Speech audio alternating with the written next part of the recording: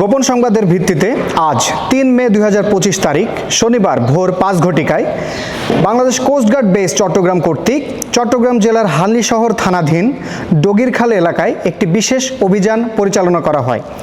অভিযান চলাকালীন উক্ত এলাকায় সন্দেহভাজন কয়েকজন ব্যক্তিকে একটি ড্যানিশ বোট হতে বস্তা নামাতে দেখা যায়।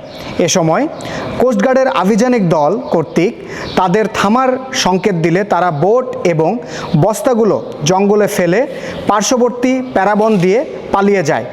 পরবর্তীতে কোস্টগার্ড আভিযানিক দল কর্তৃক বোট এবং খালের পার্শ্ববর্তী জঙ্গল ও তৎসংলগ্ন এলাকায় তল্লাশি চালিয়ে পরিত্যক্ত অবস্থায় আনুমানিক 4,15,13,000 টাকা মূল্যের 1056 ক্যান হেইনকেন অরিজিনাল বিয়ার, 347 বোতল 100 পাইপার্স হুইস্কি, 264 বোতল অ্যাবসোলুট ভোদকা, 250 বোতল রেড লেভেল হুইস্কি, 4 বোতল টুইন ভ্যালি অলিভ অয়েল সহ 1161 বোতল বিদেশি মদ মিলিয়ে সর্বমোট 2217 বোতল অবৈধ মাদকদ্রব্য জব্দ করা হয়।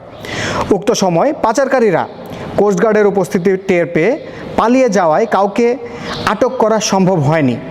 জব্দকৃত মাদকদ্রব্যের পরবর্তী আইনানুগ ব্যবস্থা গ্রহণের কার্যক্রম প্রক্রিয়াধীন রয়েছে। দেশের আইন শৃঙ্খলা পরিস্থিতি স্থিতিশীল রাখতে বাংলাদেশ কোস্টগার্ড 24 ঘন্টা টহল জারি রেখেছে, যার মাধ্যমে কোস্টগার্ডের আওতাধীন উপকূলীয় ও নদী তীরবর্তী অঞ্চলের আইন শৃঙ্খলা ও মাদকদ্রব্য নিয়ন্ত্রণ পরিস্থিতি অনেকাংশে উন্নতি হয়েছে।